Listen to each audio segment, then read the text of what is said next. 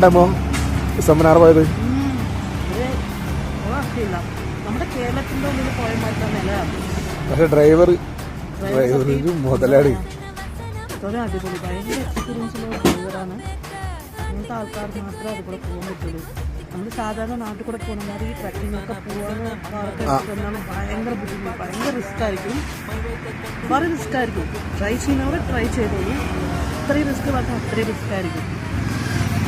ഞാൻ പോകുന്നത് നല്ല ട്രക്കിംഗ് മാറിയുണ്ട്, ട്രക്കിംഗ് റൂട്ട് മാറി അതിൽ മാറി ഒരു ബസ് പോകണം പറഞ്ഞാൽ ബസ്സിൽ പോകണ ഏറ്റവും നല്ലത്. കാരണം നമ്മള് നമ്മുടെ വണ്ടി കൊണ്ട് പോയാൽ ബസ്സോ വല്ല വണ്ടിയോ വന്നാല് റിവേഴ്സ് എടുക്കേണ്ടി വരും.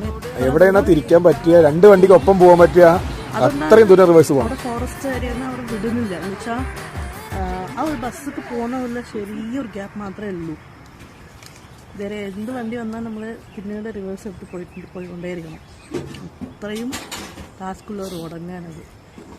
പോകാൻ താല്പര്യമുള്ളവർ ബസ്സിൽ കോതഗിരിന്ന് 6:15 രാവിലെ ഉണ്ട്.